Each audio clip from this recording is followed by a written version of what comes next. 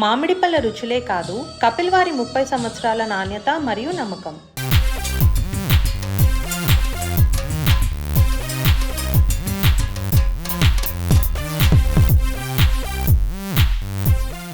భారత్తో యుద్ధ వాతావరణం నెలకొన్న ఈ సంక్లిష్ట సమయంలో పాకిస్తాన్కు ఒక భారీ ఎదురుదెబ్బ తగిలినట్టు వార్తలు వస్తున్నాయి. పహల్గామ్ ఉగ్రదాడి తర్వాత భారత్ పాకిస్తాన్ మధ్య ఉద్రిక్తతలు తీవ్ర స్థాయికి చేరుకున్నాయి. ఈ దాడికి ప్రతిస్పందనగా భారత్ తన వైఖరిని కఠినతరం చేస్తూ సింధు జలాల ఒప్పందం సహా పలు కీలక చర్యలు చేపట్టింది.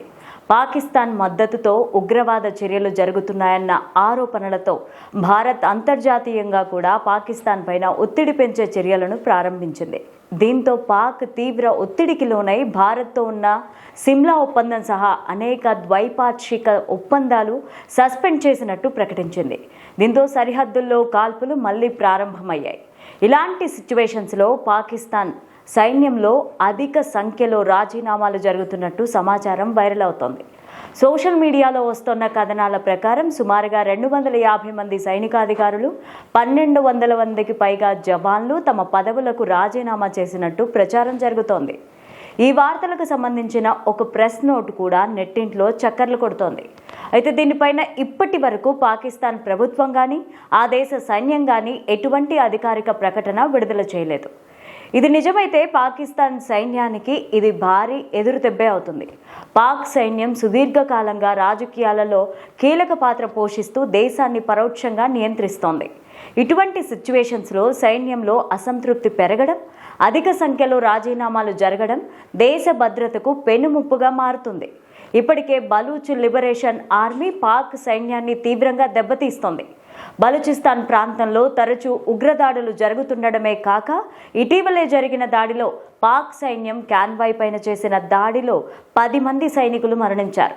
ఓవైపు దేశంలో అంతర్గత తిరుగుబాట్లతో ఇబ్బంది పడుతూ ఇటువంటి రాజీనామాలతో మరింత కుంగిపోతోంది.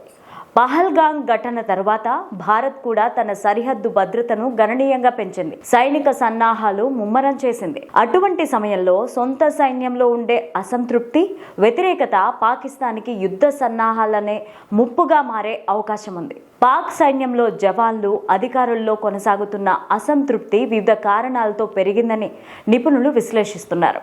ఆర్థిక సమస్యలు, సైనిక వేతనాలు, ప్రభుత్వం పైన విశ్వసనీయత వంటి అంశాలే కాకుండా ప్రస్తుత సిచ్యువేషన్స్లో భారత్తో నేరుగా ఘర్షణకు దిగడం పట్ల అనేక మంది సైనికులు ఆందోళన కారణంగా ఈ రాజీనామాలు జరిగాయని భావిస్తున్నారు. అధికారికంగా ధృవీకరించకపోయినా సామాజిక మాధ్యమాల్లో జరుగుతున్న చర్చలను గమనిస్తే పాకిస్తాన్ సైన్యంలో మానసిక స్థితి ఇప్పుడిప్పుడే దెబ్బతింటున్నట్టు స్పష్టంగా తెలుస్తోంది. ఒకవేళ ఈ రాజీనామాల వార్తలు నిజమైతే పాక్కు నష్టం తప్పదు.